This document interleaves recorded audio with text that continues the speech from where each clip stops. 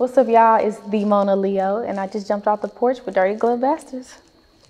I'm fine, slim waist, pretty face, he know I'm a dime. Can't lay up with no nigga cause I do not have the time. All right, y'all, so we have Houston's very own, the Mona Leo, off the porch today. How are you feeling? I'm feeling good. I'm blessed. Now, coming in as a new artist, which you caught all of us off guard, how has it been since you're on everybody's radar? How exactly have you been feeling in this moment? I've been feeling sometimes I've been feeling overwhelmed, but for the most part, gratitude is definitely the attitude. I feel grateful to be here. And describe what these past few weeks have been like for you. They've been really hectic. Like, my life went from me just kind of being in the bed all day to now we got to go to shows and we got to go to the studio and we got to do these features. Like, it's been really crazy. But like I said, gratitude is the attitude. I'm grateful. Would you say like just that transition has been a bit overwhelming for you? For sure. It's been very overwhelming because I'm really socially anxious. So I'm used to just being super like reclusive and like always in my bed and never really just having a whole lot of social interaction. So now that I'm like every day we in front of a whole lot of people, it's like sometimes I get overwhelmed. But like I said, I just would rather be here than anywhere else. I love that for you. So what was it like for you growing up in Mo City? So growing up in Mo City, honestly, it was fun. I had a lot of fun. We had like the typical like Kool-Aid lady, like everything was cool. I liked it. I fucked with it. I had a lot of friends that kind of stayed on my street, so we would always either just go to each other's houses, be outside riding bikes, the typical like, you know, my neighborhood was fine. I think I had issues like in school, but as far as like just growing up in Mo City, I never had any problems. What was the issues you was having in school? People were just like, I was really awkward. Like I said, I have really bad social anxiety, so I was just super like, just socially awkward. I just didn't really know how to hold a good conversation with people. I looked weird. I had like these big crazy ass buck teeth. I was super like just weird looking. I just didn't have any poise. Like there was no grace to me. People was just fucking like, I don't know, they just didn't fuck with it. They just was like outcasting me for the longest. And so I just didn't have a whole lot of like friends, you know, coming up. Now it's completely different. Like now everybody wants to be a part of like the situation, which is why I feel weird sometimes because I'm so accustomed to people not wanting to be kind of like involved with me, and now everybody wants to be involved. So it's kind of like I feel jaded sometimes. Like sometimes I'm like, okay, this is cool, and the other times I'm like, what you got up your sleeve? You know, like it gets crazy. But I mean, like I said, I wouldn't change anything though. Like I feel like my upbringing really shaped me to be who I am now. And so I wouldn't go back and change anything because I feel like I needed those experiences to equip me for something like this. I feel like I'm very equipped. You know what I'm saying? Mm-hmm. And with you mentioning social anxiety, how have you been able to really contain it since you know a lot of people are drawing attention with you? Right. I just realized that it's a part of like a bigger picture. You know what I'm saying? Like it's all part of a bigger plan. So sometimes I'll find myself just like being around a whole lot of people and wanting to go home, but I have to remind myself like this is to get you somewhere. Like you kind of have to go through these things as like a rite of passage to get to where you want to be. So it's like, okay, fuck it. I'm gonna kick it in the studio with these niggas because I know, you know, like I have to network with these people. You know, and I hate to say it like that because I don't want that to, you know, come off as if like my relationships that I've built with people isn't genuine. But like I said, I'm just really bad around a whole lot of people. But I just, like I said, have to remind myself like, okay, it's fine, it's cool, just get through it, you're good. Like right now I'm super nervous. Walking in the fucking studio, it was like yelling at people. I'm like nervous, but it's just like I said, I have to stand out. Like that's a part of my job. It's a part of the career path that I chose. I have to stand out. I have to be a very prominent figure, and you can't really be prominent and socially anxious at the same time. Well, I mean, you can, but it's just like the two don't really coincide very well. So something has to take the back burner. So I just decided to kind of like take control of my anxiety and like really try to step in front of it so that I can get to where I'm trying to go. I love that. And going back to Mo City, not just Mo City, but the Houston area in general, how would you describe the current music state there? Houston is popping. Houston is popping. We only come up for sure. We got Megan Thee Stallion, Travis Scott, fucking Beyonce. Like we got Candy Man, Libra Jolie. We got a lot of people. Millie Bugs, OMB Bloodbath. We have a hell of people. We got a hell of people. So I think Houston, the music scene is definitely on the come up. For sure, for sure. We coming for Atlanta. We coming for Atlanta. Now, as we all know, Houston has played a huge impact on hip hop, from the grills to the leans to the slabs. So talk about the influence of Houston and hip hop. Houston has a huge ass impact on like just the rap culture in general, like just with Paul Wall and what he was doing. Like we've made a really, really, really big impact, whether people want to admit that. I mean, I feel like people are kind of giving us our credit for the most part, like definitely with the whole grill, everybody getting their grills, especially like going to Johnny Dang. Like that's one of the Houston staples for sure, for sure. People always, when they come to Houston, they go to Johnny Dang, whether they're getting something or not. So I think for sure we had a big ass impact on the hip hop culture. And who would you say were some musical influences for you? For me growing up, so like me personally, I just always would listen to what was on the radio. This is my mom, she didn't really play like a whole lot of like super aggressive, raunchy ass music. You know, she kind of kept it tasteful. Like she was doing like R&B shit, like playing R&B shit. But for me personally, it was definitely Nicki Minaj, obviously, Lil Wayne, Drake, that whole little trio. That was my time. That was my era.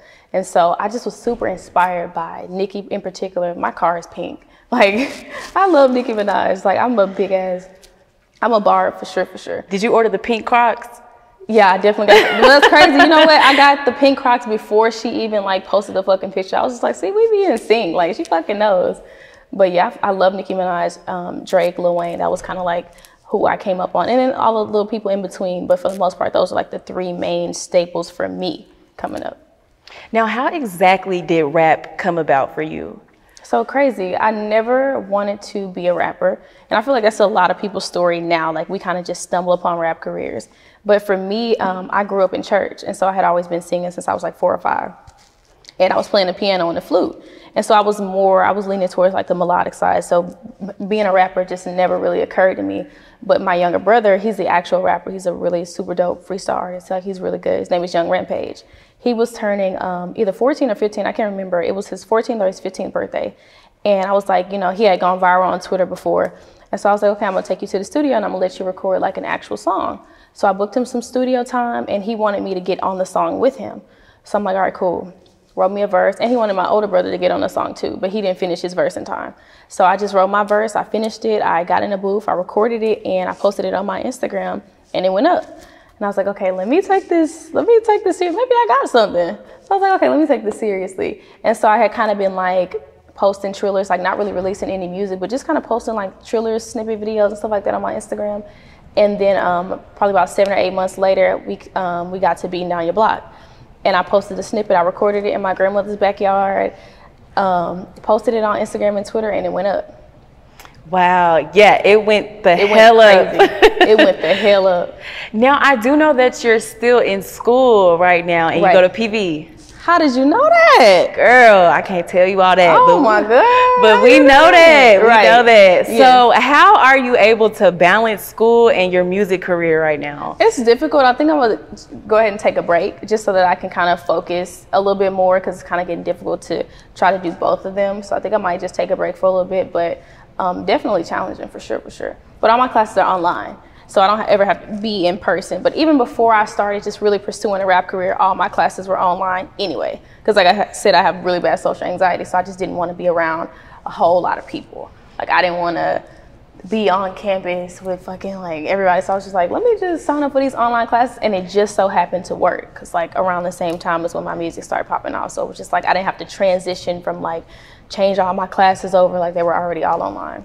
Girl, and if you do want to take a break, don't even feel bad for it because I literally dropped out of school like 6 months ago. Oh, no, you good. It's so hard, like It balancing is. when you have so much going on. And then the online classes, you cannot keep up. You cannot keep up. And then just candidly speaking, like sometimes school just isn't for everybody.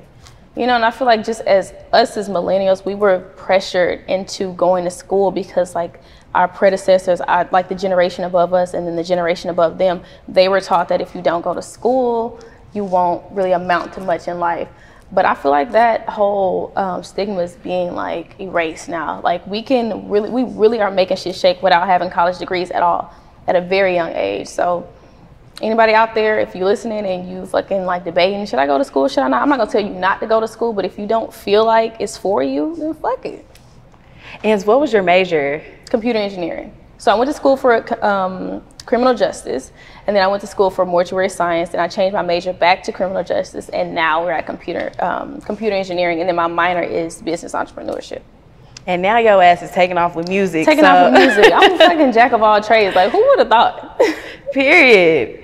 So I am a huge mental health advocate, like I was telling you before. And especially right now, since we have so many crazy things going on. I did see your Twitter, and you posted a video of yourself after being in the hospital from a suicide attempt. Right. What were you battling during that time? Oh, girl. Okay, so at the time when I had recorded that video, it was October 2019. I had always just dealt with depression in general as early as like 4th grade, because like I said, I just was outcasted, and so I didn't always fit into, you know, my peers. And so I had already been dealing with depression and like different suicide attempts already. But around that time, October 2019, it was like post breakup for me.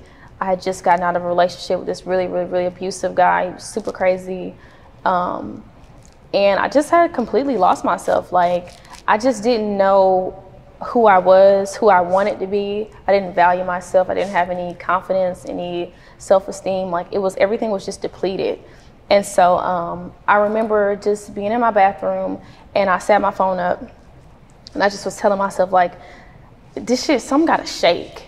You know, it's like, that's exact verbatim what I said. Something gotta shake, like, just something gotta change. I was tired of like the same cycle. I was going to school, like going to work, going home, going to sleep, crying myself to sleep. Like, it just was a tiring cycle. And I was like, damn, like, something gotta give. And so I was like, I'm gonna sit my phone up, and I'm gonna just kind of speak it into existence, and just hopefully like I'll be able to look back at this video and it be something that I can smile at, you know, or laugh at. You get what I'm saying? So I sat my phone up, and I was just like, shit, 6 months from now, 9 months from now, a year from now, I'm gonna be in a better situation. And we're here. And going through everything that you were at that time, were you pursuing your rap career as well? I was. So at the time, I had just posted the snippet to Beating on Your Block, but this was like maybe like a month or two after I had posted the snippet. So the buzz had kind of died down a little bit. I had to get the song cleared. I didn't have a manager, didn't have a team, so it was just kind of very difficult to get some type of direction going. And so, like I said, I just was lost. I was like, damn, I don't know what to do next. I got this snippet that went viral, but I don't know how to pursue it. I don't know what steps to take after this.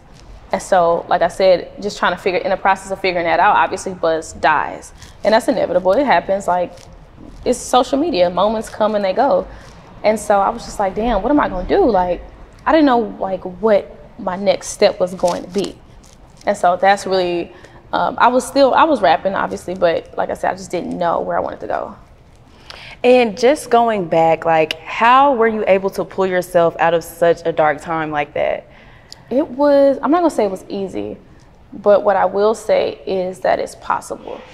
So like, I just remember I was journaling. I had and I keep all my journals because I'm like a memory hoarder. And I hopefully want to put together like a documentary or something like that, because I have a lot of just journals and just videos of me just talking into my camera, just hoping that like, I just pray that this situation gets better. But for me, that's what helped me. Just writing in my journal every single day how I felt, whether it was good, bad, sad, mad, like I just was writing everything down. I was setting my phone up, I was recording videos of myself just saying like, okay, so today is, you know, this day, and I dealt with this, that, and the third, but I ate food today, you know, because that was just like a thing that I was struggling with, just like trying to keep up a good appetite. I was like, I ate food today, like I smiled today, I laughed, I spoke to people today. Just logging every little step that I took, that's what helped me. And then I was able to go back you know, okay, let me look at this video from 2 weeks ago. I was in complete shambles, but now I'm feeling a little bit better. So, okay, I'm making progression. And then boom, looking at journal entries 6 months ago, it was like, okay, I'm getting somewhere. So I just had to keep reminding myself that I was making progress, because some days it just doesn't feel like it. You know, like some days it just don't feel like you're getting anywhere fast. So just keeping that log just helped me, just kind of like, it was like a reality check for me. Wow, you are literally speaking to me, because I've been saying that I need to start journaling, because when you keep all of that in, it just bottles up. Exactly. And I've been wanting to journal, but I did not know exactly how to start it. But you're basically giving us clear instructions from the simple things that you can just write down. Right, exactly. It helped me a lot. So going back into the times that we're in now, what advice would you give to young women who are struggling with their mental health? I would tell them that everything is intentional, and that just to trust God. Because I feel like a lot of the times we lose faith. I know for me, I'm gonna speak for myself, I lost faith a lot of times along the way. It was just like, damn, what am I doing? Like, who's overseeing this shit? Like, how is, you know, God letting all this shit happen to me? But it built character. And so I would tell them to stay the course, for sure. Just stay the course, because I like, just sometimes you just want to give up. And like, I just feel like you get so far, it wouldn't do yourself, like you wouldn't do yourself any justice giving up. Because why did you get as far as you got? Just to give up? You get what I'm saying? So I would tell them to stay the course. Everything is intentional. Trust God. Girl, you on here, you done came on the porch and started preaching. It was supposed to be a light interview. I'm in a motherfucker about to cry. Yeah, because it's real shit though. Like, it's just, it's really my life. It's really my experiences. And so just having a platform, literally a platform to like, just to sit here and be able to tell people about my experiences, like, this is what I prayed for. And so to get up here and to bullshit around as if I didn't like envision myself doing stuff like this, it just, I wouldn't do myself any justice. I just feel like, I don't know. Girl, God is using you, and you're going to be a voice to all of the young women who have been through the same things that you've been through. Prayerfully. So he put you here for a reason, girl. You got a big purpose, and we are all literally witnessing it unfold. Exactly, and that's something that I also really appreciate. It's like when so many people see your demise, like I feel like a lot of people just saw me get embarrassed. Like there was just a lot of different situations where people would like just post me on social media and like just say like just really cruel, nasty things. And so to go from everybody seeing me be embarrassed to now everybody seeing me kind of like taking that situation and just like using it as a stepping stool, it's literally what I prayed for. It's exactly what I prayed for. So it's like, I'm grateful. Ask and you shall receive. Exactly. Ask and you shall receive. Now we gotta get into the jam right now. The Bad Bitch Anthem. The Bad Bitch Anthem. Beating down yo block. Exactly. So we gotta talk about the sample, because whose idea was it to sample Young Stars knocking pictures off the wall? So actually it was my producer. His name is Marion Crazy. It was his idea. What happened was he had like just posted the fucking snippet on Instagram. And I commented and I was like, nigga, take this shit down. This shit mine. Like, I need this hoe now. So he sent it to me. I fucking got in the studio like the next day, 2 days later, recorded the shit. And I sent it to him. I'm like, this is a hit. He was like, yeah, this for sure hit. I'm like, no, nigga, listen, this is a hit. He was like, all right. And we here. And what was the motivation behind the lyrics to this song? Because we talk about knocking niggas down. Right. So like I was saying, I was post breakup. Like I just was super mad, super angry. My ex had like, it's no bad blood. Like, cause I know he's gonna see this cause he's a stalker. It's no bad blood, but it's just like, he was nasty. Like he did nasty things. He fucking like cheated on me, like got a girl fucking pregnant behind my back, all types of crazy ass shit. And so I was angry, like I was really, really angry and upset, but I didn't want to like let him know that I was angry, you know, because that's embarrassing. Like for me, it was embarrassing. Like I always wanted to tell him how I felt, but it never was like received well. So it was just like, damn, how can I translate this fucking anger and aggression? Like, nigga, I'm pissed off. So I'm writing a song. Don't ask me about my ex. Let's just pretend that nigga died. I was dead ass serious. I was like, fuck the nigga. But like, I mean, I wish the nigga the best for sure. But cause I needed that, like, cause now, like, look what we got going on. I needed that shit for sure. At the time, I didn't understand that though. Like, I just didn't understand. Like, why would you do that to me? But now, it's like, I wouldn't have had it any other way. He should have did some more shit. Who knows where I would have been? He should have fucking ran me over or something. Like, girl, and you out here flourishing. So at this point, it's just whatever. Exactly. It's like, rolling off my shoulders, water under the bridge. And I really want to congratulate you because right now it's charting on the US Spotify charts. Yes, that is so awesome. Number one on the Spotify charts. And that's so crazy. I was sick. I was laying down sick. I was at my friend's house. I was sick as hell. And I just on Twitter and like I seen some shit that was like Mona Leo beating down your block, number one on Spotify. And I clicked the shit and it was from like one of those like Spotify inspired Twitter accounts. And so I clicked the shit and I was like, anyway, screenshotted the shit, sent it to my manager. I was like, check on this shit real quick. Like, I just seen this shit and I'm curious. I don't know why somebody would lie, but I just feel like it's too good to be true. So check this real quick. And so he checked it and he was like, oh my God. And I was like, what? He was like, bro, you fucking number one on Spotify. So we jumped up, we screaming and shit because I just didn't expect that. The shit completely caught me off guard. Like, it was a true, genuine, like, we really worked for this. Like, we worked our asses off just trying to, like, do the marketing and shit like that, just from an independent standpoint, because I'm not signed. I'm completely independent. Let me put that out there. Not signed to anybody. So we just trying to work our move. And I was working my move on social media, just trying to, like, get it out as best as I could. And so when it went super, super, super crazy viral, there was a girl on Twitter. I can't remember her Twitter name. But she posted the video on Twitter, and the shit went stupid, like 1 million views and counting. And I was like, damn, like, okay. And so, like, I just started seeing people just kind of tweet about me a little bit more, tweet about me. And I was like, okay, all right, we getting somewhere. And then to wake up and see that it was number one on Spotify, the shit blew me. I saw that too because I went on your Instagram and I'm like, I know that's right. I was like, what the fuck? I called my mom screaming. I was like, because it's just like certain shit you just cannot pay for. Like, exactly. You literally can't pay for certain experiences. And that experience, just calling my mom and just being like, mama, I'm number one on Spotify. You can't pay for shit like that. I'm getting the chills. Like, you can't pay for shit like that at all. And when you were recording this, at that moment, were you like, damn, this shit finna blow up? Yeah. For sure. I didn't know to what magnitude. Like, obviously, I wasn't picturing, like, fucking being number one on Spotify and stuff like that. But I just remember thinking, like, damn, this shit is hard. Like, this is that shit for sure. Like, the bitches don't fuck with this shit because they feel where I'm coming from. Like, every bitch done been fucked over by a nigga, whether she want to admit it or not. We be getting done dirty by these niggas. So I was like, man, they gonna feel this shit for sure. But I had no fucking idea. Like, number one on Spotify, I had no idea. And we have to get into the visual. I didn't watch that visual like 10 times. Then we watched it here at the office and everybody was like, damn, like she is hard. Yes, and your visual is at 500,000 views. Like 500,000 plus. I give it about a week and it's gonna be in the millions. You think so? Hell yeah. Oh my God. Okay, girl. Shit. Hey, prayerfully. Girl, but yeah, that visual we shot for I'm gonna say we shot for like 8 hours, which is a long time to me. Apparently that's like the standard in like the music industry, but I'm so used to like them quick ass like like the videographers that give you an hour, 2 hours to shoot your video type shit. But it was a full-on production.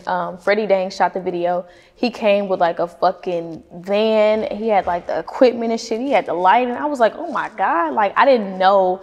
I had never seen no shit like that. Like a lot of this is my first, like all these are my first experience. This is my first interview and I'm fucking off the porch, like crazy. But yeah, he came with like a full like production style thing. And I was like, damn, like, okay. It just made me feel a little bit more like optimistic. We had the outfits. I got a stylist. Her name was In Loose Styles on Instagram. I got a designer. His name was Vondi Designer. And they kind of put these outfits together and we just all freestyled and like put all of our ideas together. And it was like one big like fucking cesspool of like creative juices. And that's how we end up coming up with the video. And I had no idea, like they were telling me, like my team was telling me like, yeah, when you drop the visual, this shit gonna go crazy for real. I was like, okay, we'll see. Like, you know, we'll see about it. Cause it was like already kind of circulating a little bit, but I was like, we'll see. But yeah, I had no idea. A lot of this shit, I have fucking no idea. That's why when people ask me like, what do you want to do next? I don't know for sure.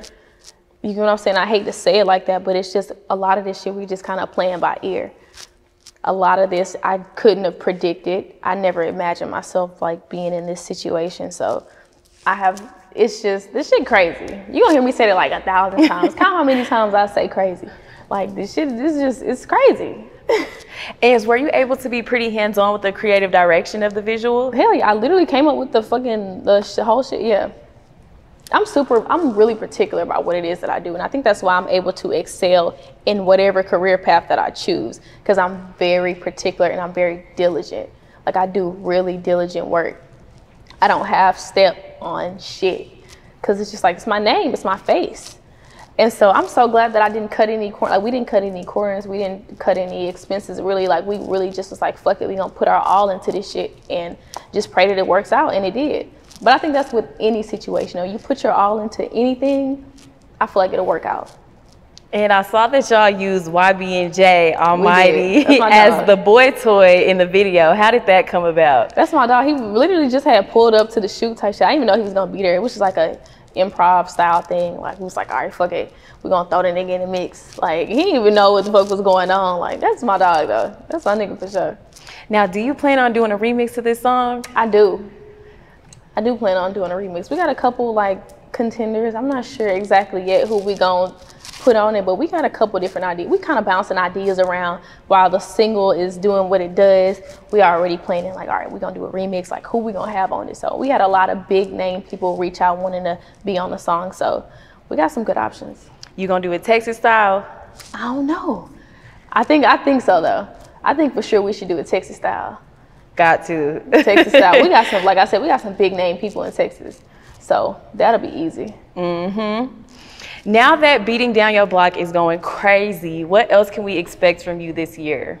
So I also posted another snippet of me doing a remix to OG Bobby Billion's song Outside. And it went crazy. Shout out to OG Bobby Billions, that's my dog. The shit went crazy. And so I was like, okay, every time I get on live, they always ask me, drop outside, drop outside, drop outside. So I'm gonna put the remix out to that immediately after Beating Down Your Block. So that's the next single to come. And then after that, we got a couple different singles lined up. So we putting together a tape as well. Oh, that's exclusive. That Outside with Bobby Billions just goes crazy. That's my song. I play that song religiously. That's my song, yeah. And the Mo3 version as well. That's my jam. And you also did a freestyle to 7.6 God, Pooh Shiesty. Yeah. You killed that. Yeah. That's my song too. I fuck with that song so tough. I really like that song. Like, when I listen to a song and it just moves me, I feel compelled to do like a remix to it and at least put it on like YouTube or at least post it on Instagram. 762 God, I had to remix. That shit just was too hard. Like, I was playing it in my car for like a week straight and I was like, this shit thump. And right now you are an independent artist, like you stated before. Completely and totally independent, not signed. Everybody want to sign me, but I'm not signed at all. What would you say it would take for you to actually sign to a label? I mean, first and foremost, obviously the bag gotta be right. Like, the money gotta be there for sure. But it also has to be a really good pick for me. Like, I wanna be surrounded by people that look like me. You get what I'm saying? Like, I wanna be surrounded by people who look like me. So it's just like, I wanna make sure that, first of all, like, my ideas are gonna be respected and received well. I don't wanna go somewhere and they shelve me, or I don't wanna go somewhere and then they try to completely and totally control who I am as an artist. Cause then I just feel like, why should I be doing music at that point if I can't creatively express myself? Because that's what I use music for, as a creative outlet. So it's just like, why would I relinquish that control to somebody, especially, never mind. Why would I relinquish that control to somebody who just is not gonna understand where I'm coming from or why I'm doing what I'm doing? So that's equally as important as the money too. Because if I can go somewhere and they completely respect me and they hold me to the same like level as like the CEOs and stuff like that, that's another thing. I just want to be respected above being an artist, because I feel like as an artist they kind of place you, I don't know, it's kind of like sitting at the kids' table. You get what I'm saying? And I want to sit at the big table. Like, I want to sit with the big kids, with the grown folks. So I just, first of all, yeah, they have to respect me. The bag got to be right. The percentages got to be right. So that's the only reason why I haven't signed yet, because I mean, I'm just looking for that perfect situation. And if I never find it, then I will never sign. But the day that I do sign, if I ever announce like, hey, I'm signed, just know like it was no bullshit. Because like I said, I'm very diligent. Like, we gonna pick that paperwork apart and we gonna go back and forth for months if we have to make sure it's right, because it's my life, it's my livelihood. So I gotta make sure everything gotta check out. And what would you say are some misconceptions about being an independent artist that you feel do not get talked about enough? Like common misconceptions as an independent artist.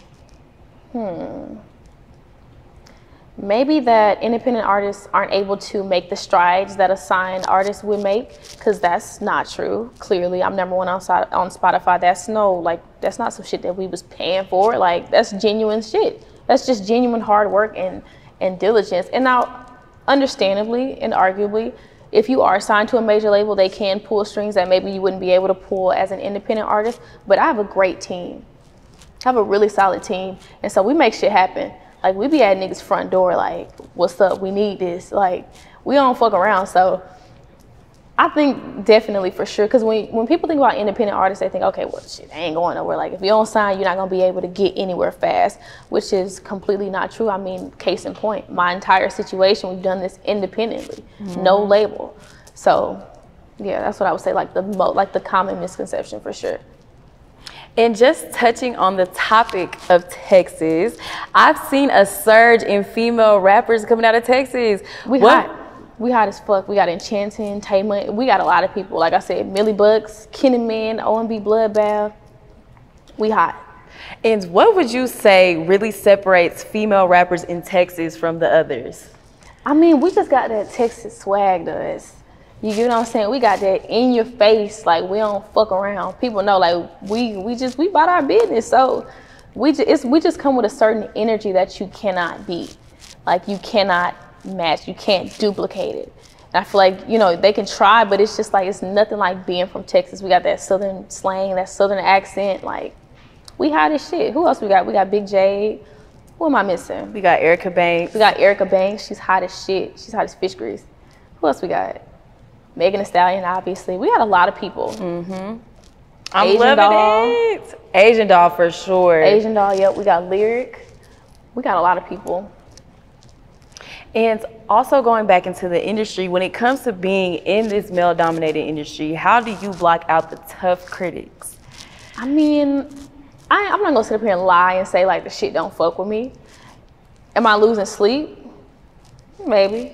Like, the shit be I ain't gonna lie, the shit be fucking with me. Like, cause it's like, why? Niggas just say the craziest shit. Like, critics in general, I just feel like as a female artist, they hold you to this very unrealistic standard. And so I've seen people say some really nasty shit about me that I try to like block out.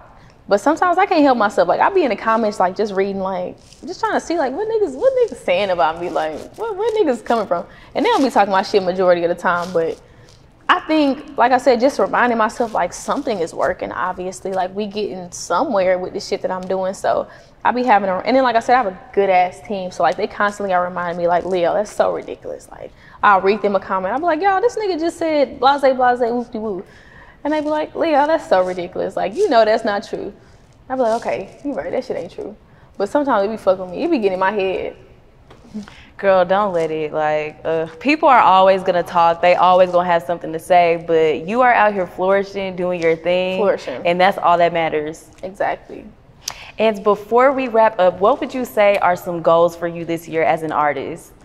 Some goals for me this year, I just want to continue, I guess, just making strides. Like I said, it's very hard. It's hard to say. It's hard to just really pinpoint exactly what it is that I want to do as an artist because everything is coming so quickly. I just want to be impactful. I just want to continue to make an impact with my peers and like just the little black girls that are maybe insecure, like especially like the slim girls that are dealing with, you know, not or feeling the pressure of having to be a little bit thicker, like wanting to go and get these surgeries. People are fucking killing themselves literally and just getting these nothing, and there's nothing wrong with surgery. I might even get plastic surgery in the future, but I'm saying like just they're going to the extremes. Like they're getting biopolymer injections, which I heard are very bad for your body.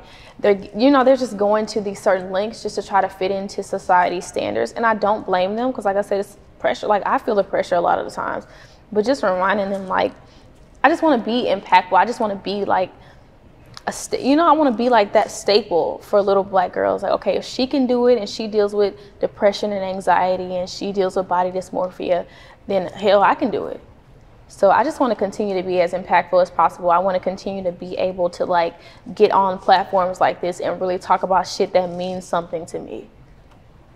And you will, and you doing it. And I'm proud of you, Thank you, girl. Baby. Yes, but also before we wrap up, feel free to shout out your home team. Shout out to Stomp Down. Shout out Uncle Toby. Shout out Dirt the Money Deezy. Shout out my producer, Marion Crazy. Shout out to my personal assistant, my dog, Donovan. Donna 1K, right? Donna 1K. Shout out to my dog, Keyway. Keyway Beats, that's another one of my producers. Shout out to Playboy XO, that's another one of the producers I've been working closely with. I got a good ass team. We're really solid. Shout out to my mommy. I love you, Mom. Shout out to my little brother, Young Rampage, like I was saying. If it hadn't been for him just kind of like really putting that bug in my ear, I wouldn't even be in this situation. So I'm just excited to be able to get my foot in the door so that he can come behind me and won't have to do all the crazy hustle and bustle shit that I'm having to do. Like really, I mean, and granted, like I feel like he's very capable of doing it himself, but just being big sister, I just always want to like kind of be in front of him, making sure like it's a clear path, you know, making sure he doesn't get into harm's way or nothing like that. So shout out to Young Rampage, shout out to my mom, again, my dad, my grandma, my cousin Jaden, because I know he's gonna watch this and be like, oh my God, hey cousin. Shout out to my cousin Jaden, my brother. Yeah, that's about it. Shout out to the gang. You know who you are.